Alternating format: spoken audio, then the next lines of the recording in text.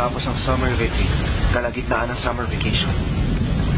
Isang nakakapangilabot na insidente ang nangyari.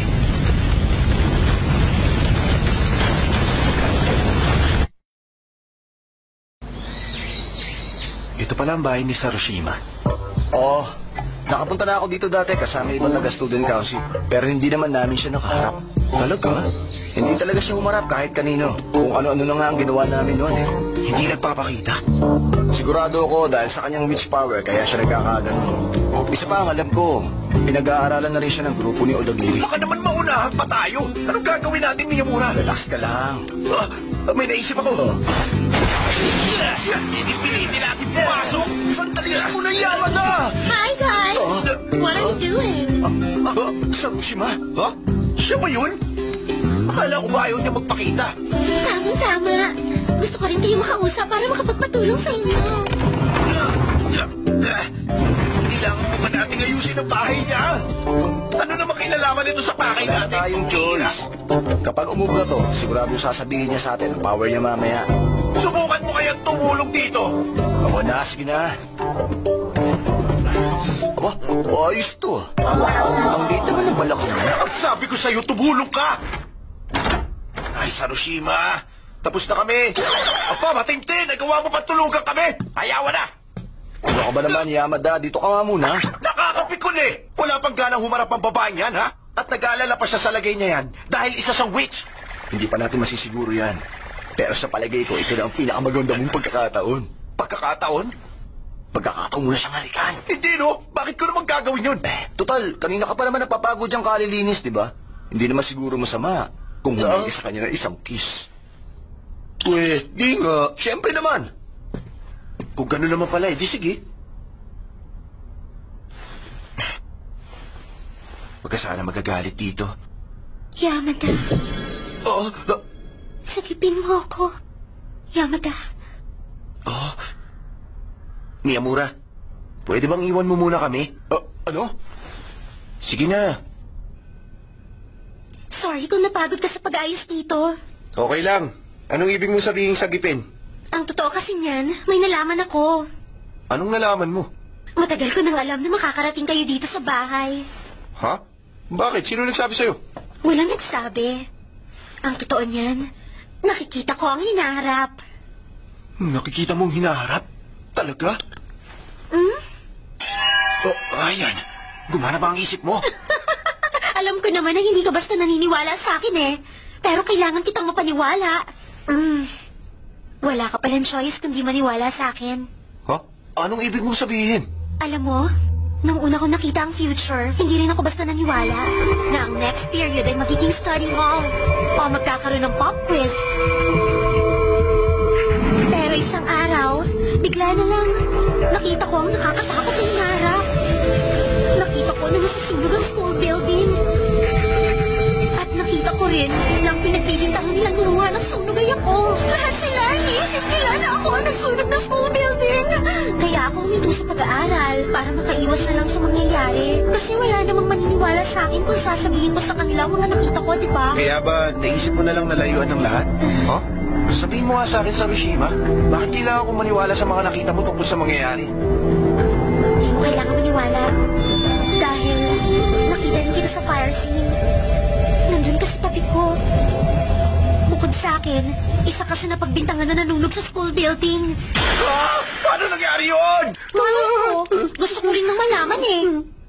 Oo nga naman, gusto mo ring malaman. Pero, yan din ang isang dahilan kung bakit ako umalis.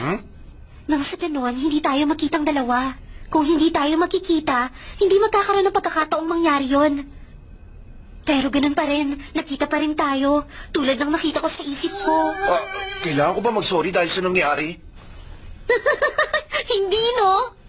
Ako nga tong dapat na mag-sorry eh. Iniisip ko rin na kung makikita tayo, baka sakaling magkaroon ng pagkakataong mabago ang future. Pero sa palagay ko, hindi basta-basta mababago yon kahit na anong gawin. Sarushima, pwede mo ba akong halikan? Ha? Katawan ko bang magiging kapalit dahil dinala kita sa ganitong Wala problema? naman ako sinasabing gano'n eh. Meron kasi dahilan kaya ako hiningi yun. Gusto ko kasi malaman kung sino gumawa, kaya gusto ko halikan mo naman ako. Kaya, Ha? pumapayag na ako. Gawin mo na. Kung sa bagay, ikaw naman ang huling pag-asa ko.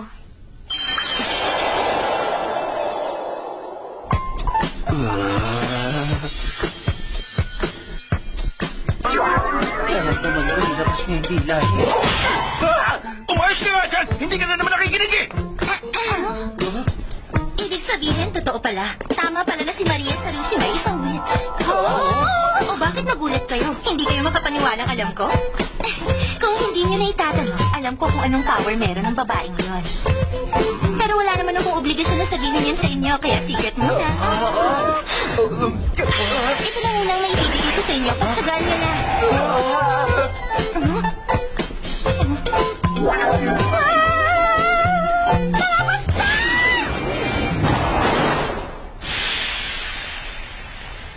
Bakit ako lang ang sinampal? Wow! Ang lupit doon, Yamada! Ito pala yung sinabi mo kanina na sasampalin ka ni Odagiri. Malupit na power pala makita mo mangyayari sa future. Ngayon, alam na natin na si Sarushima ay isang witch na kayang malaman ang future. Ibig sabihin, ito ngayon ang challenge natin. Tignan niyo muna ang drawing na to. Yan ba ang gawa ni Master Artist Yamada? Matindi, ah. Ngayon ako nakakita ng ganyang drawing, ha? Abstract bang tawag sa gawa mong yan, Yamaka? Huwag niyo tignan yung drawing! Tignan niyo yung ibig sabihin ng drawing!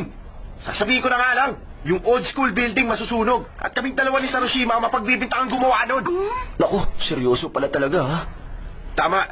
At may nakahula ng bagay na yan. Kailangan natin malaman kung sino ang gagawa nito. Sandali, Yamada. No? Pwede mo bang ikwento uli sa akin ang nakita mong future nung hinalikan mo si Sarushima? Ha? Ganito. Nakita ko nakatingin kayong dalawa sa akin. Merong marka ng palad sa mukha ko. Ganun ba?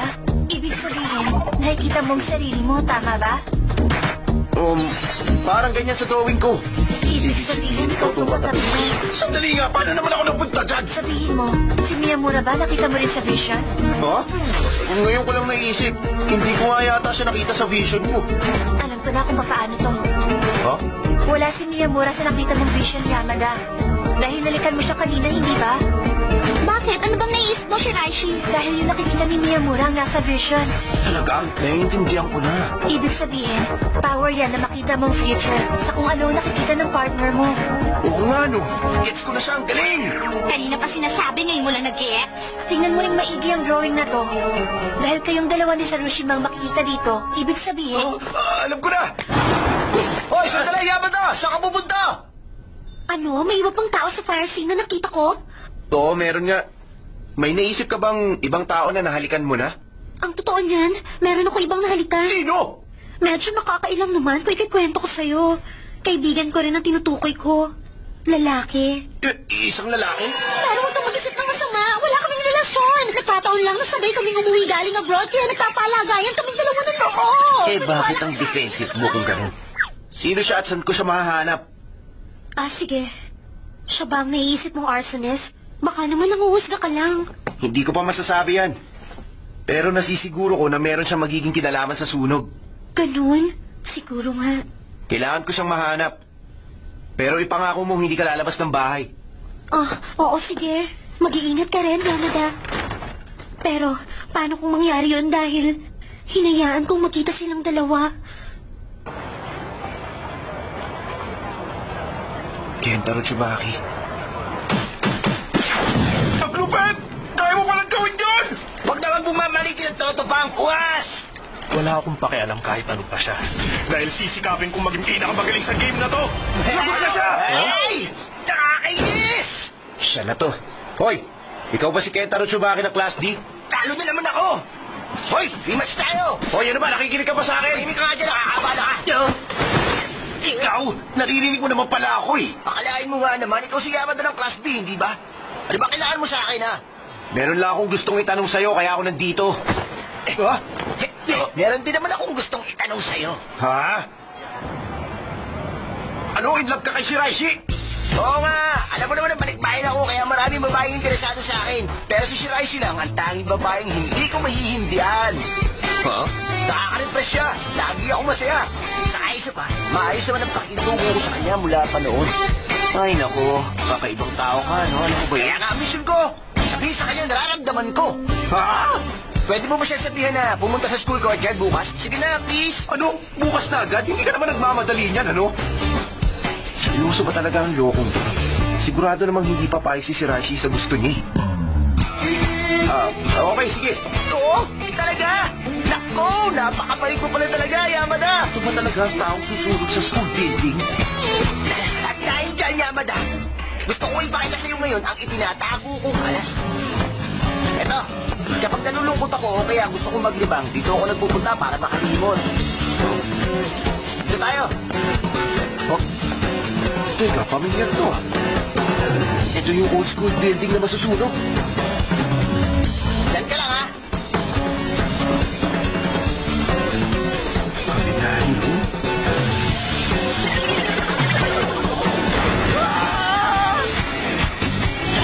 Ano? Totoo nga! Siya na nga! Tapos na! Ang simbolo ng pagkakaibigan natin.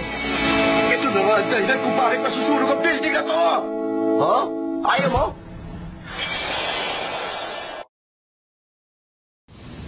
Ngayong araw masusunog? Oo. O ano, pupunta ka ba sa school bukas? Oo nga. Sabi ni teacher, malalagot daw ako kung hindi ako pupunta. Si Yamada, si Sarushima, pati na rin si Tsubaki. Kayong tatlo, magkakasama-sama ngayon sa school. Kailangan natin mapigilan si Tsubaki na magluto ng kanyang tempura kahit na anong mangyari. Magkasang kinalaman ang pagluluto ng tempura sa depression ng taong yun. Siya nga pala, Yamada. Bakit hindi mo napigilan yung malakas sa sampal ni Odogiri sa'yo kahapon? Ha? Alam mo naman ang mangyayari yun, di ba? Bakit hindi ka umilag? Hindi ka na sana nasaktan. Ha? Kung ganun, magagawa mo kayang mabago ang hinahanap. Ano ba gusto mo mangyari? Huwag akong kumilos. Kaya nga, anong gagawin mo para mabago ang hinaharap? Bakit nandito ka? Ano ba nangyari? Bakit hanggang ngayon wala pa rin si Shiraishi dito? Sandali lang, ha? Teka muna! Ha? Huwag mo sabihin, hindi siya magpapakita sa akin ngayon! Dali, magpapaliwanag ako. Ano ba problema? Ang sabi ko si Shiraishi ang pumunta rito, pero ikaw ang dumating. Ano ba nangyari? Hinahon ka nga muna. Ipapaliwanag ko sa'yo pero gusto kong makinig ka muna sa akin. Halikan mo ako. Halikan mo ako ngayon din. Kung ganon, basta nakalod ako sa kanya, ganun ba? At gusto mo lang na hindi sumama ang loob ko, kaya binibiro mo ako? Hindi ako nagbibiro, no? Seryoso nga ako. At hindi mo na naman nararamdaman ni Elia. Teka, umayos ka nga. Baka kung ano isipin nila sa akin. Ganun ba? Hindi ko kasi alam na si Yamada pala ay... Napipigom na ako, ha? Kung magpapalit kasi kami ng katawan ng taong ito, may lalayo ko siya sa school building. Pasensya ka na.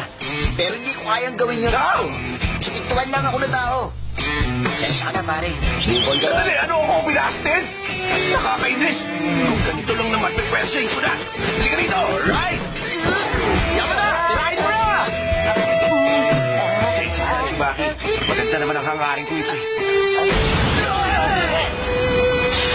Ano klase siya? Lakas niya.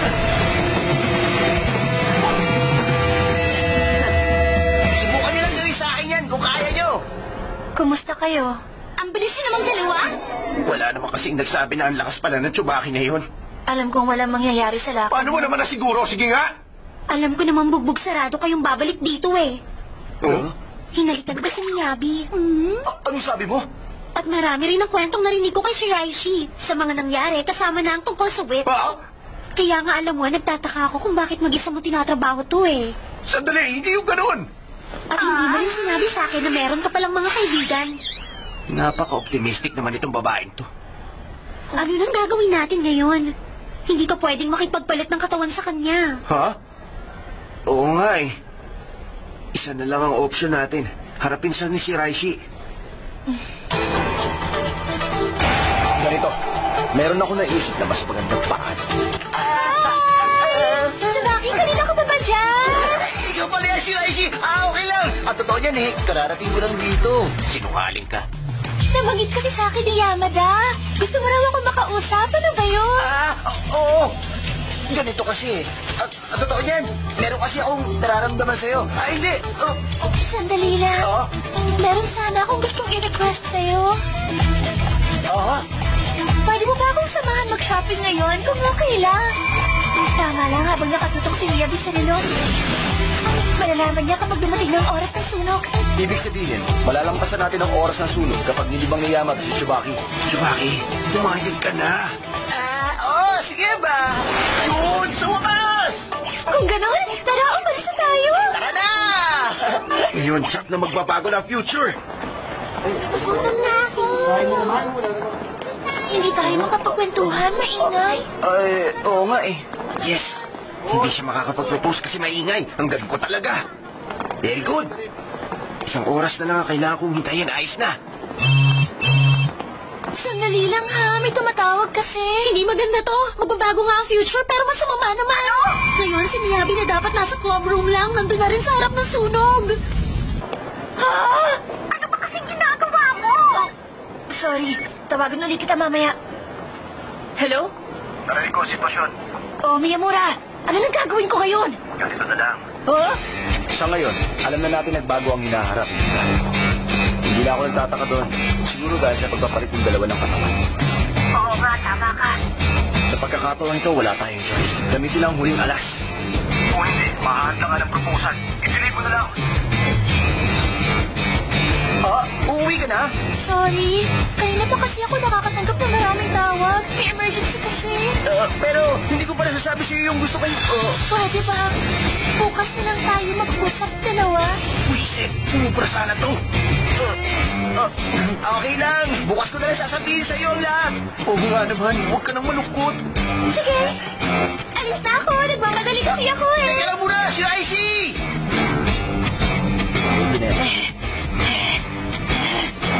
Okay ba ginawa ko, Miyamura? Ano ba ginagawa mo? Malis ka na dyan, talian mo!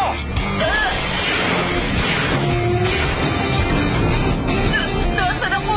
Bakit puro nagtutupahan ang mga tao rito? Si Icy! Hindi ko na kayang magpabukas pa. Mahal na mahal kita, si Icy! Naku po, ano na bang nangyari? Okay, sige.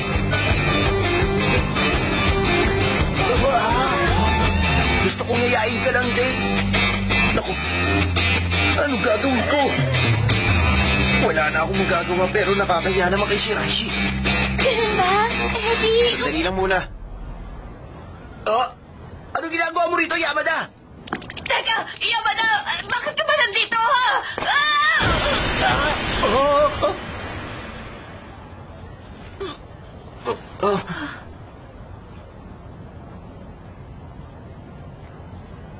Ito ang gusto kong sabihin. Ganito kami. Kasi may relasyon kami.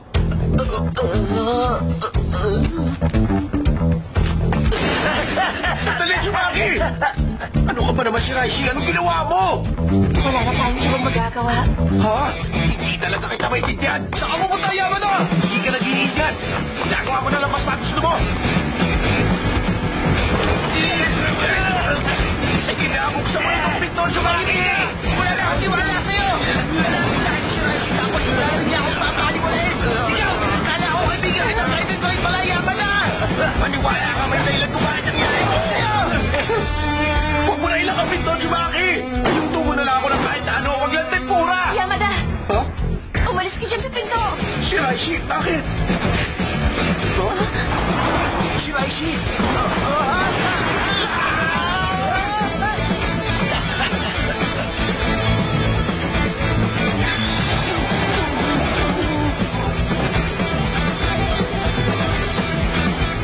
Ganitong oras dapat magsisimula na ang sunog. Nagawa natin! Yes!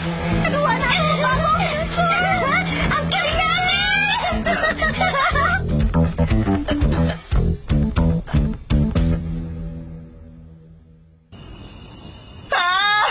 Nagpalit pala kami ng katawan ni Yamada gamit ang power switch! Ang galing! Oo, tama ka. Ang lupit! Mula ngayon, sasali na rin ako sa Supernatural Studies Club. At ano naman ang gagawin mo sa club, Ako ha? sa insidenteng to, interesado na rin ako sumali sa mga witch gaya nyo. Kunwari ka pa, si Shiraishi lang naman ang target ko! Hindi Hindi totoo yan! Kung ang pagluluto mo ng tempura yung pagmamalaki mo rito, hindi lang hanap namin, no? Hindi ka man maniwala. Witches Yamada, talaga ang interes kapag ko. sinabing hindi! Pwede ba kitang mahiram sandali? Hmm?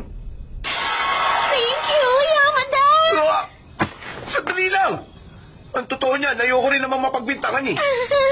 Nahiya ako to. Pero meron akong gusto malaman. Ano yun? Bakit nga pala tong si Shiraishi, pinersa niya ako na makipagpalit ng katawan? Huh? Hindi niya ba sinabi sa'yo? Hindi. Sorry, hahayaan ko na lang na siyang magsabi. Kahit naman ako nagtataka. Alam na niyang mangyayari pero nakipagpalit pa rin siya sa'yo.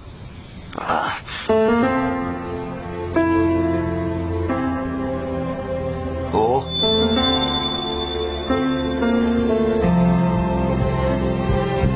Salamat sa inyo.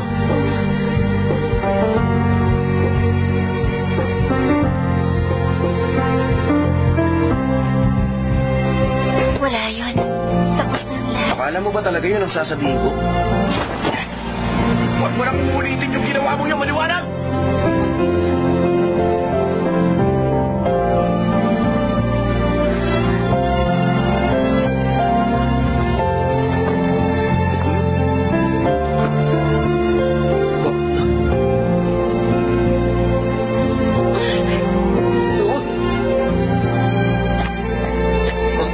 Bakit parang ang sayo pa ng mukha niya? Basta tandaan ninyo, ayoko nang pasaway dito sa grupo, ha? Wow! Miss Member na ako na Member na Diyos Space Club! Buti naman at kumpleto kayo rito. Huh? May balita ako sa inyo. Alam ko na ngayon kung anong power ni Sarushima. Nagulat kayo lahat kasi nalaman ko, no? Sasabihin ko na sa inyo. Nakikita niya ang hinaharap.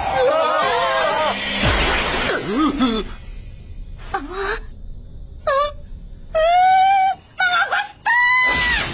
Teka muna! Bakit ako na naman sinapal mo?